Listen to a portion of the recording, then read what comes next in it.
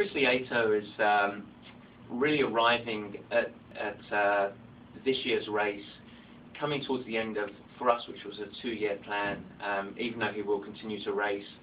When Chris came to me in 2008, after a very disappointing Hawaii Ironman that season, he was fit, but he was tired.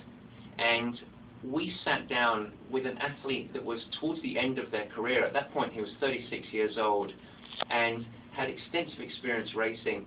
And yet, at that point, I felt like he needed to make fundamental changes in the way that he approaches sport, the way that he approached his training, the way he approached his nutrition, introducing more functional strength, and really actually the way that he approached his racing. So last year in 2009 for Chris, it was a battle of changes, and the amazing thing about him as an athlete, as a person, is he had the courage to actually make those changes.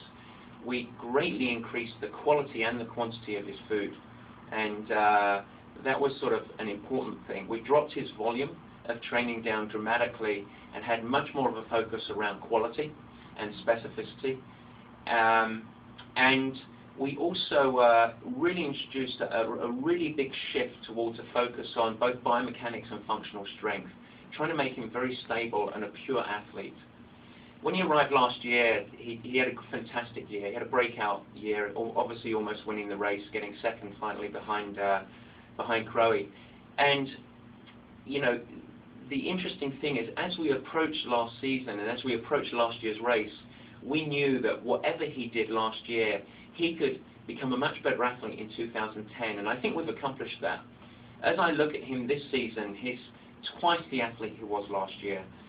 He's continued to improve his biking, and he's done a great job on that. His running is fundamentally different, a much, much better runner, and I think that we can see a great running performance from him on October the 9th. That being said, there are other people that have equal claims to winning this race, and I'm not suggesting that he is going to definitely win this race. The only thing I know is that we've prepared him where, looking back on the season, I would say that both him and I wouldn't change a thing.